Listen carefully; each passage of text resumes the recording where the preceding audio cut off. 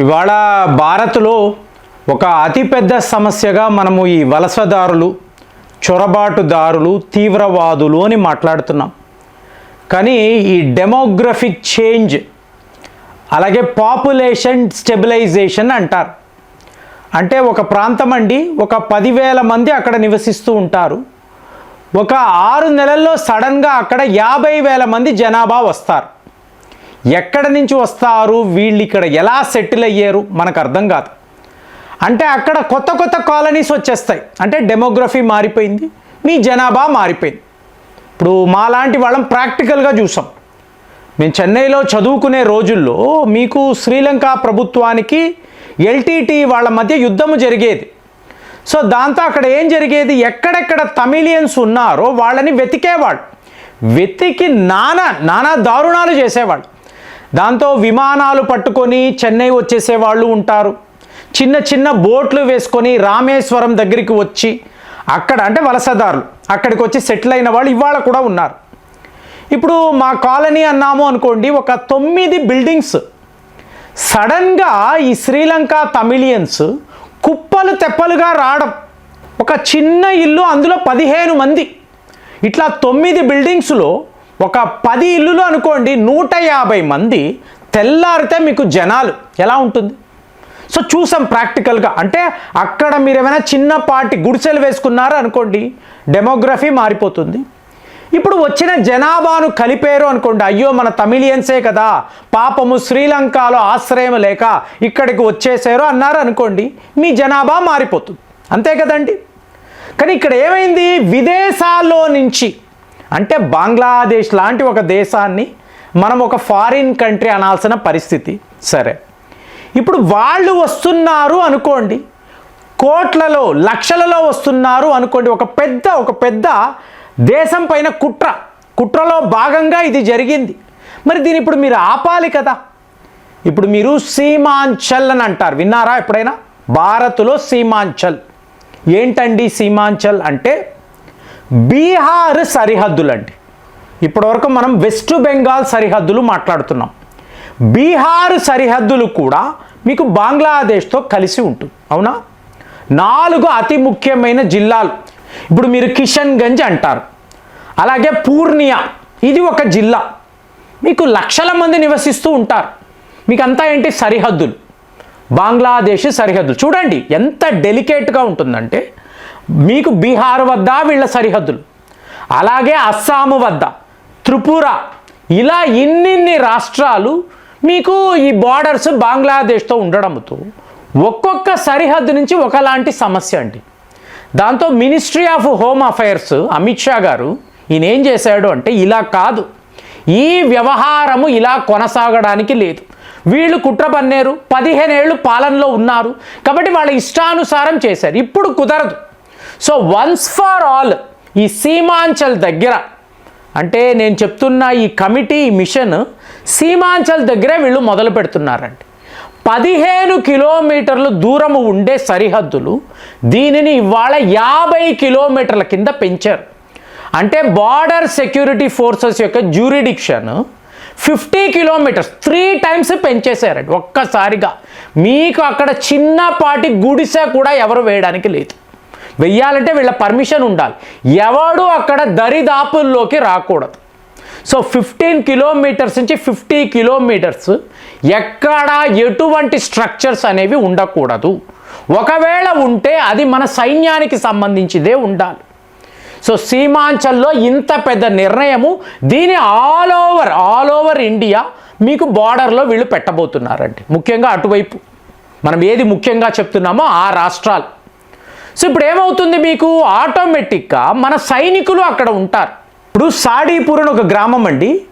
ఇక్కడ మన border security forces ఒక గుంపుని, వలసదారులు, వీళ్ళను తీసుకువెళ్ళి మీరు బంగ్లాదేశ్లోకి వెళ్ళిపోండి అని అన్నారు.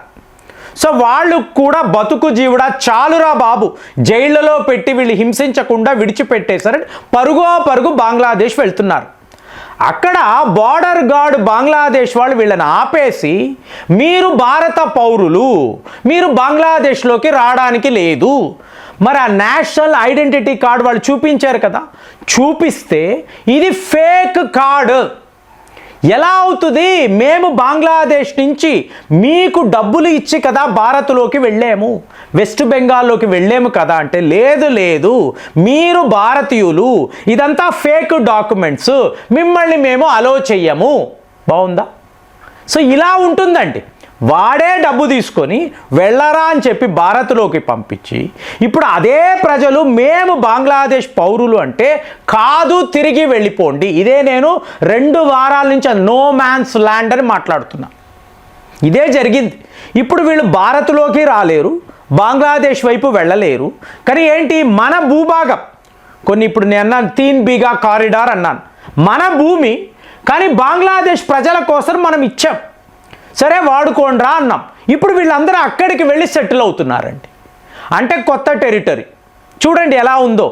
కాబట్టి ఇప్పుడు జూన్ 8వ తారీఖు మీకు బార్డర్ సెక్యూరిటీ ఫోర్సెస్ అలాగే బంగ్లాదేశ్ సైనికులు వీళ్ళు ఒక హై లెవెల్ మీటింగ్ పెట్టుకున్నారు.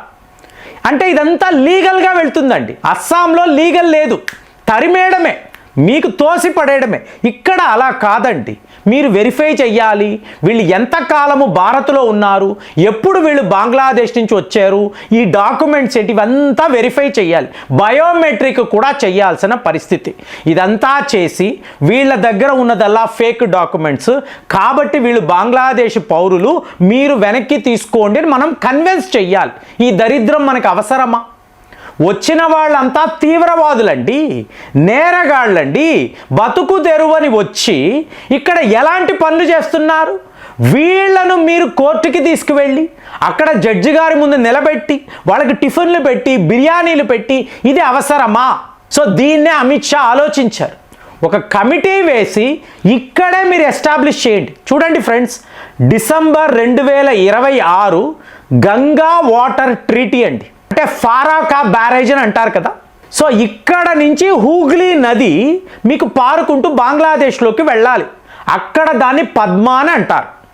దీనిని ఆపేసేమో అనుకోండి, గంగా వాటర్ ట్రీటీ ప్రకారము మనము ఈ నీరునికి ఇవ్వం మీకు అని ఆపేసేమో అనుకోండి, మీకు కరువు అండి. బంగ్లాదేశ్లో కొన్ని ప్రాంతాలలో కరువు అంటే పాకిస్తాన్ వాడు ఎలా అష్ట కష్టాలు పడుతున్నాడో సరిగ్గా బంగ్లాదేశ్ వాళ్ళకు కూడా ఇదే పరిస్థితి.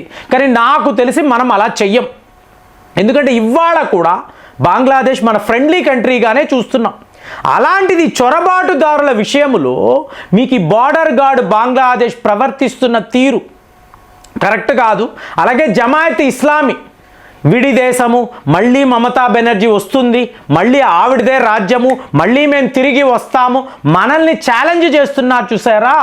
ఇదంతా కాదండి, తరిమేస్తే తరిమేయాలండి. వీళ్లకు ఎటువంటి లీగాలిటీ ఉండకూడదు. అందుకే కొత్త రూల్స్ని అమిత్ షా గారు తీసుకొస్తున్నారు. సో ఈయన ఇది ఎక్కడ, బీకానీర్ వద్ద బిఎస్ఎఫ్ జవాన్లకు చెప్తున్నారు, ఇలా కాదు బాబు, వన్స్ ఫర్ ఆల్ క్లియర్ చేసేద్దాం.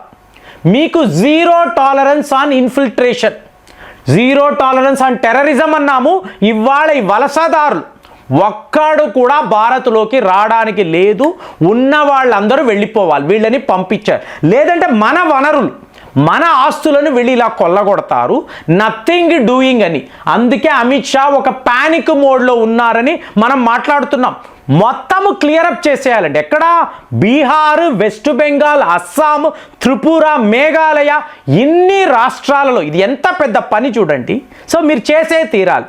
మరి ఇప్పుడు అవకాశం దొరికింది కదా, రేపు దొరుకుతుందో లేదో మనకు తెలియదు. So let us finish it of అని చెప్పి ఈయన భావిస్తున్నారు. మరి ఇంత పెద్ద నిర్ణయం బిఎస్ఎఫ్కు 50 కిలోమీటర్స్ మీరు ఇలాగా జ్యూరిడిక్షన్ ఇవ్వడము ఎంత పెద్ద నిర్ణయం? ఆలోచించి కామెంట్స్లో రాయండి. మళ్ళీ వచ్చే వీడియోలో కలుద్దాం. జై హింద్.